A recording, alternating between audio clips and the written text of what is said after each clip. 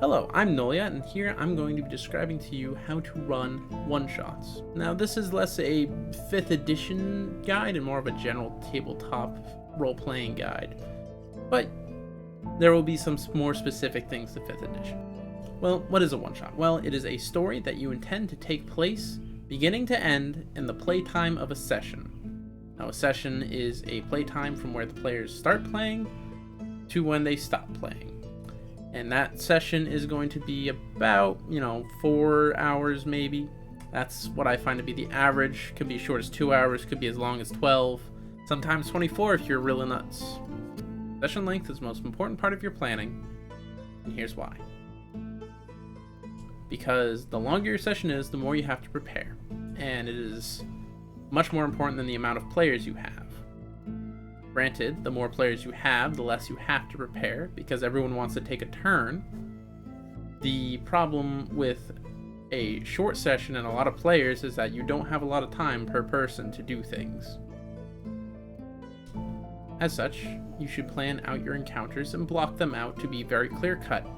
The encounter is done when it is completed. No loose threads, no hanging plot threads, no setups, nothing of that sort. As such, mysteries and stuff don't really work very well for one-shots, unless you are doing them in a very short, sweet, and obvious manner. Dungeon crawls, I find, work very well for one-shots. However, a dungeon does not have to be a crawl. It can have multiple and interesting encounters in them. Behind me is a small diagram of an example dungeon that has all 4 types of encounters. A role-playing encounter is when characters will be interacting with each other. As we can see in my example dungeon, the role-playing encounter is the first thing when they enter the area. This could be anything from the characters talking amongst themselves, or you give some sort of prompt, or maybe a character is going to talk to them. To me, I like the idea of just prompting characters to act out their flaws. Is there a sewage pipe is the entrance to this great dungeon that you've designed? Well, some characters are going to be a little more finicky about that. They might not like having to crawl through grossness to get in here. A combat encounter, the second encounter in this dungeon, as you can see, is an encounter where 2 groups are going to fight. It is very straightforward, as the whole system is designed for it. I like to make these short, sweet, interesting, and dangerous. I don't like long, drawn-out ones that are a test of endurance. I like ones that are a test of your strategy and turn-to-turn thinking. The exploration encounters are generally more laid back. It is the party going around an area asking the DM questions. What does this look like? What does this do? Who did it belong to? What's some history I could get on this? Does it hold any significance to me? Stuff like that. You generally put set pieces here, story pieces here, a grand site, something that makes them go, oh, that's really cool. That's the type of stuff you're going to put here. Then from that exploration encounter, the party could go do a combat, exploration, or a puzzle encounter. Puzzle encounters aren't exactly a riddle the party needs to solve, or a block game they need to magically match all 3 to. Sometimes a puzzle is as simple as, there's a lake of acid, go ahead and cross it. And the party sits around and they go, okay, what do we have to cross this lake of acid? The wizard will I got a boat. The rogues go I got a flying carpet, and the ranger's already halfway across by shooting down the stalactites and using them as skipping stones. Stuff like that is a puzzle, even if it doesn't seem like one on the surface. And I think that makes a much more fun and engaging puzzle than a riddle door that just goes, I am old, yet I am young. What am I? That's just not fun, because you're not testing the characters, you're testing the players. Now, players don't mind being tested, but it is a tabletop role-playing game. It means they're role-playing. They're trying to be someone else. Don't test the player, test the character. As for how you should be using these combat encounters together, I suggest keeping each one independent of each other. If there is a puzzle, don't put a fight in that room. Even if you think it's like, oh, they're gonna clear the goblins out and then they'll do the puzzle. That generally doesn't happen because players like to have the room be completed when they win. If you put a puzzle in a room after clearing a combat encounter, you'll notice that even in rooms where you don't have anything after the combat encounter, the players are going to hang around and they're going to start looking for things that are puzzles. Now, if you're really into the detailed lore writing, that's not a big problem for you, but it takes a lot of time out of a one-shot. And make it clear when they finish with a room. You know, it's like, oh, you beat the fight. All right, we can go to the next room whenever you guys are ready. Something that simple will make things move along a lot easier. Now, when it comes to the amount that you should have in a game, I think that this is a large dungeon for a one-shot. Especially if this was a 4-player group and I only had 4 hours to run.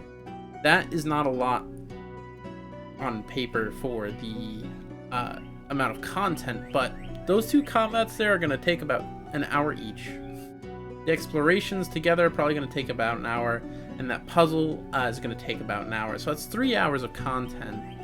And there's the roleplay encounter, which is probably going to be about 10-20 minutes. So that is going to bring you to about a 3.5 hour playtime if everything goes well. That's the big point with a one-shot, is that things can go bad, and all of a sudden, something that was supposed to be quick now takes up the entire 3 hours, and you have to figure out how to wrap things up. Doing a 2-shot is fine, however, it should be avoided when you promised everyone a 1-shot. Saving time is very important. And one of the big things you can do to save time is to make everyone a character sheet for a 1-shot. Listen to me. If you're running a 1-shot, make the players character sheets. This does so much for you all at the same time, it is dumb not to do it. The reason why is because if you make their character sheets, they don't have to spend time showing up and then writing it all down and figuring out what they want to play and what they want to name their character, which can take 6 hours in and of itself.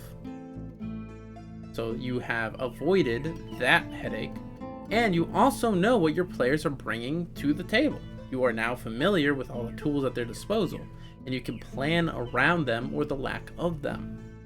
Whenever I make character sheets for my game, I like to make all the players 1 sheet, then 2 more, and then let them choose out of that group what ones they want.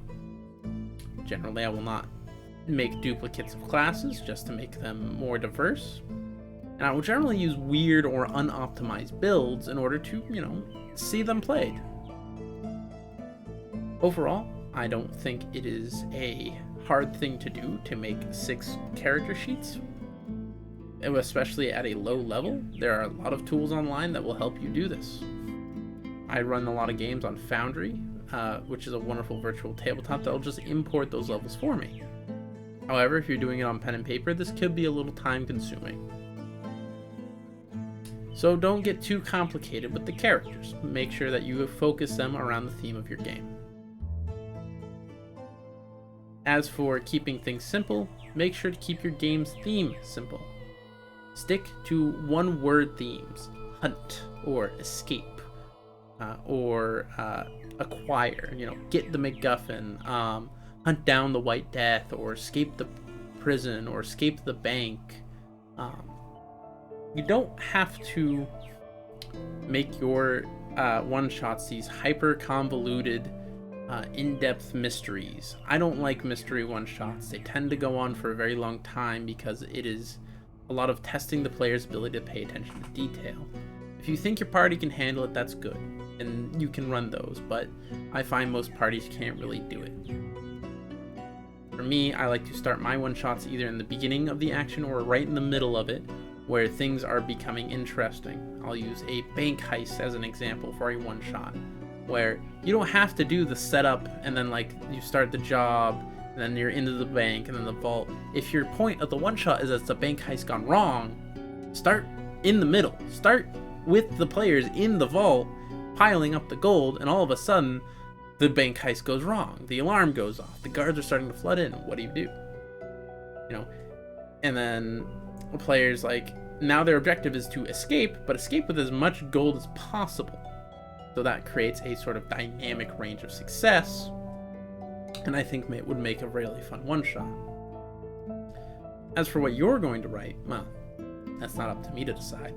I'm just trying to give people the tools in order to do the stories that they want to tell.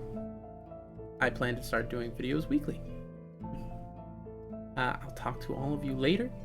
And please, let me know what you play. Let me know how your one-shots have, how I can improve this video. I hope to bring more to you. I like being helpful and I love D&D. Goodbye.